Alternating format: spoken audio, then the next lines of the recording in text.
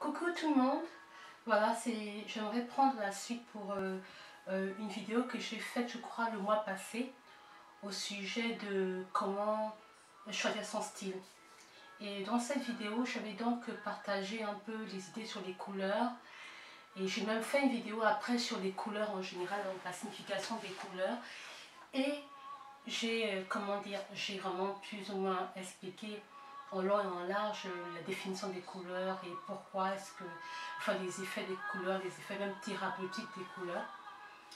Alors là maintenant, j'aimerais prendre la vidéo au niveau de comment choisir son style, mais dans un autre aspect, je crois.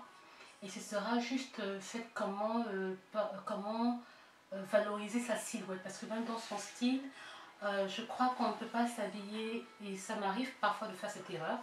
Je ne suis pas une gourou, je ne suis pas une professionnelle de la mode, mais j'écris juste des articles en passant dans un magazine et dans mes blogs. Donc, basiquement, voilà ce que je crois que, enfin quelque chose que j'aurais voulu partager avec vous, que j'ai même lu dans un article et que je sais que on fait souvent, quoi. Parce que moi, quand j'étais jeune, avec mes cousines, très tôt, on aimait souvent écrire dans un cahier. On avait un cahier de chaque vacances où on mettait un peu le style qu'on voulait avoir. Et surtout que c'est bientôt la nouvelle année, je me dis aussi qu'on peut, comment dire, on peut déjà voir comment est-ce qu'on peut dans un sens, comment est-ce qu'on peut améliorer son style, comment on peut comment dire, s'améliorer en tout et pour tout, c'est-à-dire physiquement, spirituellement. Vous voyez, donc 2017 est déjà à la porte. Et bien évidemment, je n'ai pas oublié, parce que d'ici peu, je mettrai donc la vidéo de mon vision board. J'ai quasiment fini et je le partagerai bientôt avec vous. Donc le style aussi est une des envies et une des choses qu'on a envie de faire. Voilà, donc pour commencer, donc j'irai dans l'article en question qui m'a intéressé et qui, je pense, pourra aussi vous intéresser pour comment est-ce que on peut donc améliorer son style. Et je trouve que c'est très normal, parce que il y a des tenues qui puissent ne pas nous aller. Il y a des tenues qui peuvent nous aller, mais quand on voit la forme, nous avons différentes formes de corps. Ça ne veut pas dire qu'on a des corps pas appropriés, simplement que nous avons des formes, des silhouettes différentes. Il y a des femmes qui ont des silhouettes plus curvy, comme on dit en anglais, qui ont plus de courbes. Il y a d'autres qui ont moins de courbes. Il y en a qui sont un peu rondes, qui sont très minces, qui sont moyennes. Il y en a d'entre nous qui sont plus fortes en haut et plus petites en bas.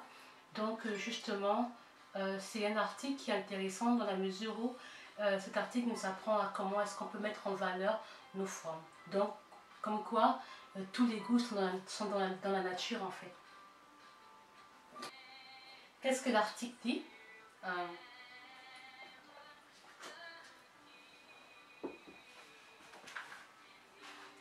Comment valoriser sa silhouette?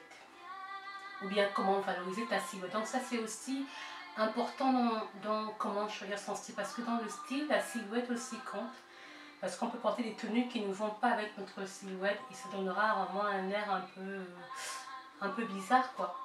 Donc vraiment, mettons tous nos atouts, mettons tous nos avantages, vous voyez, en avant, quoi. Donc souvent ses avantages et ses points faibles. Donc nos points faibles, on peut aussi les valoriser d'un côté positif. Alors voilà ce que l'article dit. Alors, détermine ton type de silhouette. Est-ce que tu as une forme triangulaire? Est-ce que tu as une forme de triangle inversée, dire comme ça? Ou as-tu une forme sablier, comme ça, donc genre comme ça? Ou alors une forme circulaire, ou une forme rectangulaire? Ça, c'est vraiment intéressant, parce que ce sont des formes de base. Et quand on choisit ces tenues, je pense qu'on peut déjà s'appuyer dessus pour savoir ce qui est bien, etc. quoi, vraiment. Alors pour la silhouette du type triangle, donc comme ça, il faut donc augmenter le haut. Visuellement, le haut doit avoir plus d'impact, en fait. Donc opter sur les chemisiers, les pulls aux couleurs vives, donc mettre les couleurs vives au-dessus, et avec des motifs plutôt. Donc il faut avoir des chemises, il faut donc maximiser sur le dessus ou sur la partie supérieure, donc avec des chemisiers, avec des pulls aux couleurs vives, avec des motifs. Et prendre des tenues longues juste au-dessus de la partie la plus large des hanches. Il faut prendre aussi des robes décolletées, donc les épaules ouvertes, décolletées en V, en cœur, large, carré et ovale ici. Prendre des accessoires pour le cou, grands et volumineux, des écharpes volumineuses, des ceintures larges, des robes style empire, voilà, vraiment grandes comme ça, des manteaux avec la taille marquée ici, ou avec une ceinture long jusqu'au genou. Pratique intéressante. Donc, ce qu'il ne faut pas faire pour les tailles triangulaires, c'est des vêtements sombres, des vêtements trop serrés partout, parce qu'on va voir, vous voyez, donc ça va vraiment, voilà. Et prendre des vêtements à la droite, à la coupe droite, ce n'est pas approprié pour les formes rectangulaires.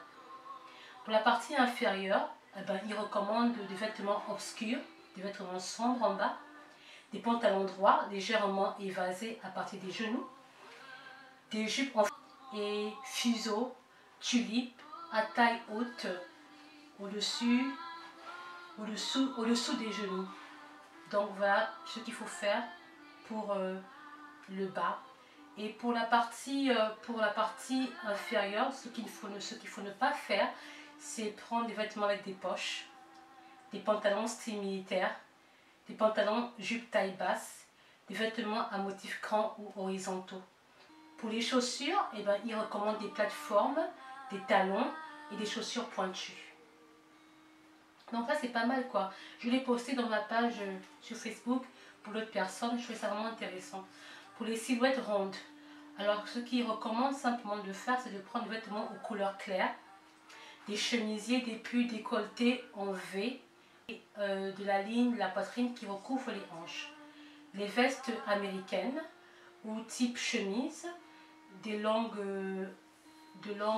très longues, des chemises longues jusqu'aux hanches ou carrées plus longues.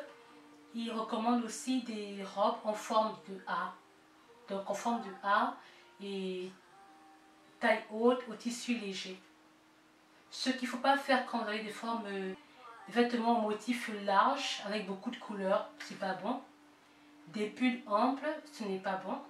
Des grands accessoires, non, parce que ça vous réduit la taille.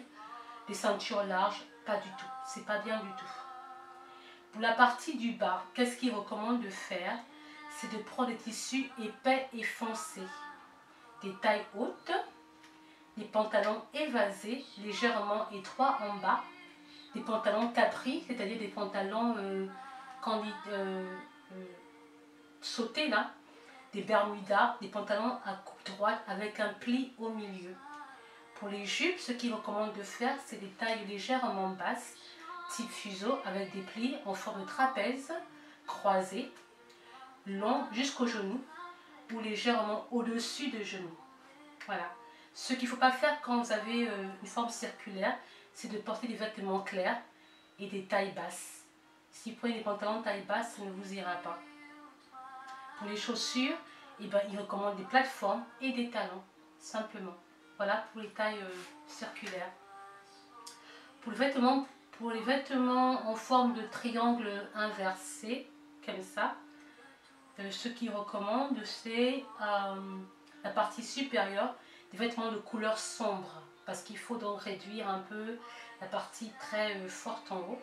Donc, couleur sombre, chemisier et pull à taille marquée, à la coupe V ou U, des ceintures larges, des manteaux à coupe droite, légèrement ajustés, jusqu'au genou, jusqu'en dessous du genou, pardon.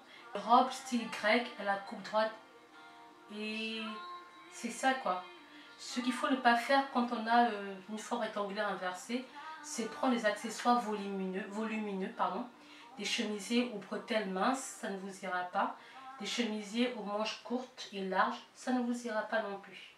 La partie d'en bas, eh ben, ils recommandent des vêtements à tonalité claire qui gardent leur forme, des pantalons évasés à partir des genoux, des capris, c'est-à-dire des pantalons sautés, des vêtements avec des détails décoratifs à la taille et aux cuisses, des jupes avec des plis circulaires en tulipe et trapèze. Des chaussures, eh bien des chaussures à talons aiguilles et aux couleurs vives, et des sandales décorées avec des paillettes et des perles et d'autres accessoires. Voilà. Pour la silhouette en forme de sablier, ce qui recommande la partie supérieure, donc si vous êtes comme ça, veste légèrement ajustée en arrivant au-dessus de la taille, un manteau légèrement ajusté jusqu'au niveau des genoux, différentes ceintures, des robes modèle étroit dans la partie d'en bas.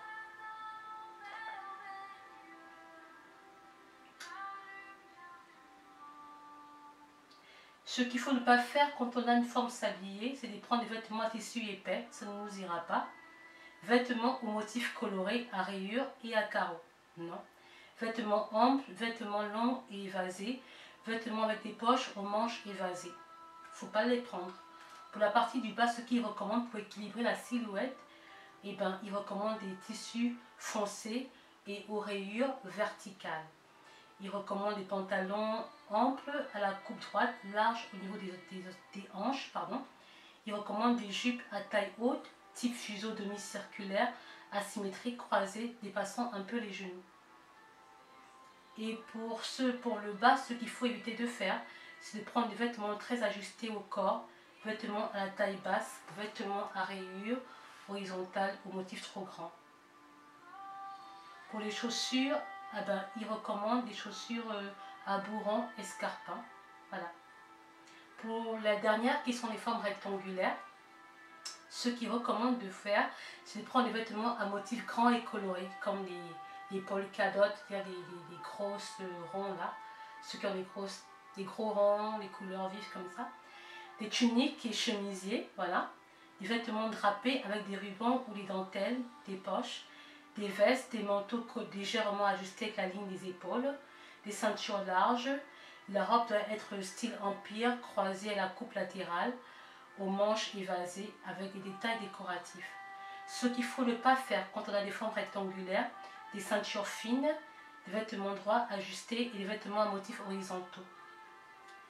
Et pour la partie du bas, ce qu'il recommande de faire quand on a une forme rectangulaire, c'est de prendre des vêtements à tissu épais qui gardent leur forme, des pantalons serrés sur la partie du bas, ça vous ira bien, des vêtements avec des éléments décoratifs, des poches, des fermetures éclairs, des grands motifs et d'autres éléments. Il faudra aussi prendre des jupes circulaires, demi-circulaires, en forme de tulipe ou de fuseau. Et ce qu'il faut ne pas faire quand on a une forme rectangulaire, c'est de prendre des chemisiers dans le pantalon, c'est de mettre des chemises dans le pantalon, ça ne vous ira pas. Des ceintures trop serrées, et des vêtements ajustés au niveau des hanches. Et comme chaussures, eh ben, ils recommandent des chaussures normales, des bottes aux talons résistants et droits, et des chaussures à talons moyens, donc pas très grands quoi, pour les formes rectangulaires. Je trouvais ça un peu intéressant dans la mesure où ça nous apprend comment est-ce qu'on peut améliorer ses formes. Pas améliorer, mais comment est-ce qu'on peut s'habiller en mettant en valeur nos formes. C'est-à-dire, en conclusion, comment mettre en valeur son style. Quel style, comment choisir son style plutôt. Donc, ce que nous faisions en général, c'est que ce que nous on faisait quand on était jeune, c'est du genre plus jeune, c'est-à-dire quand on était adolescente, parfois, je me rappelle chaque vacances, on avait des cahiers et on notait ce qu'on aimait voir. On découpait des magazines, des images qu'on aimait voir, on les collait. Et même pour la mode hein, des cheveux, on le faisait aussi, on collait des make-up qu'on voulait faire. Et si ça peut vous aider, par exemple, moi personnellement, bon, je le fais maintenant sur internet, sur mon ordinateur, mais avant, le faisant dans des cahiers. Et peut-être que je le referai encore parce que quelque part, ça m'aidait à voir et à avoir une idée plus claire en ouvrant mon cahier, ça m'aidait énormément. Donc peut-être ça pourra vous aider aussi de faire des cahiers de style, de mode, et vous regardez ce qui peut vous aller quoi. Et donc en quelque sorte voilà, et ce que je voulais partager avec vous. Donc cette année 2017, sentez-vous plus belle et soyez vraiment vous-même. En fait dans tout ça je me dis c'est se sentir à l'aise dans sa peau et se sentir belle avant tout, quelque chose que les gens peuvent vous dire à l'extérieur. C'est d'abord ce que vous valez à l'intérieur. C'est-à-dire comme disait Anne Klein, elle disait ceci, ce n'est pas la femme, c'est la femme qui porte le vêtement, c'est pas le vêtement qui porte la femme. Ça veut dire que c'est vous qui portez, c'est vous qui devez valoriser qui vous êtes. Et ça, c'est un processus que beaucoup de femmes nous apprenons chaque jour. Personnellement, c'est encore quelque chose que j'apprends dans cet article, c'est que il y a des tenues qui ne nous mettent pas en valeur, que votre silhouette met en valeur, et d'autres qui ne sont pas, qui ne mettront pas en valeur en fait. Il y en a qu'il faut donc savoir choisir des couleurs appropriées, où les mettre et comment les mettre. Dans tous ces cas, je crois que c'est à nous d'essayer de pouvoir mettre les tenues, de se regarder au miroir et aussi de s'accepter aussi. En fait, nous devons nous accepter tels que nous sommes. Bien sûr, nous devons aussi chercher à mettre en valeur nos formes. Voilà, c'est la nouvelle année bientôt. Alors pourquoi ne pas être prête dans ce sens? Pourquoi ne pas se faire belle? C'est déjà se programmer pour pour notre look, pour mettre en valeur notre look, comment être, comment dire, se faire belle pour 2017. Ce que nous, voilà, je vais aussi vous souhaiter joyeux Noël, parce qu'en effet nous sommes déjà à Noël, et vraiment de vous rappeler que Noël n'est pas... Pourquoi est-ce qu'on fête Noël? On ne fête pas Noël parce que c'est la fête de tout le monde. Pour nous chrétiens qui craignons Dieu, qui aimons Dieu, eh ben, nous on célèbre Noël parce que c'est la commémoration, c'est la nativité, c'est notre souvenir que Christ est venu sur terre. Il est né dans une crèche à Bethléem. C'est comme dit la parole de Dieu que aujourd'hui un sauveur nous est né. En fait, Christ est venu, il est venu pour sauver l'humanité, pour enlever nos péchés. Et ça pour nous, c'est un espoir que nous gardons en souvenir chaque année quand nous célébrons Noël. Noël, ce n'est pas que les cadeaux, mais c'est ce temps que nous consacrons pour notre Dieu, quand nous prions, le fait que nous commémorons, que nous nous rappelons que nous avons été sauvés par la grâce, pas parce qu'on méritait, mais par la grâce de Dieu. Donc, voilà quoi, donc Noël c'est un temps de famille, c'est un moment comme ça. Le sapin, ben voilà, il est décoré déjà, il est en bas, il est décoré. Le sapin il est là et il nous rappelle, nous avons mis un peu de lumière dans la maison en dessous. Mais ce qui est plus important, c'est le fait que nous nous rappelons que nous avons reçu un sauveur et que ce sauveur est né à Bethléem et qui ensuite plus tard mourra à la croix pour nous pécher, pour nous revivifier, pour nous régénérer, pour nous donner une seconde vie. Et chaque année, quand nous célébrons Noël, ce n'est pas que les cadeaux, c'est cet amour que nous partageons, c'est ce souvenir-là que Christ est né à Bethléem. Entre l'âne et un bœuf, comme on chantait à l'école primaire, entre l'âne gris et un bœuf. Et voilà quoi, donc c'est vraiment, il est venu humblement sur terre et il va être couronné de gloire quand il mourra, il reviendra à la vie, il sera couronné de gloire. Donc voilà un peu pourquoi est-ce qu'on célèbre Noël. C'est un temps de consécration pour Dieu encore. Voilà, donc joyeux Noël à vous et à vos familles quoi. Dans vos familles, partagez l'amour, partagez les moments de joie comme ça, avec tout ce qui se passe autour de nous, les nouvelles qu'on a, de très mauvaises nouvelles autour du monde, ben, on se demande parfois où est l'amour. L'amour nous le portons, c'est en nous. Et voilà quoi, donc c'était ce que je voulais partager avec vous. Et j'espère que vous célébrez un bon Noël. Voilà, joyeux Noël. Et je vous dis à la prochaine.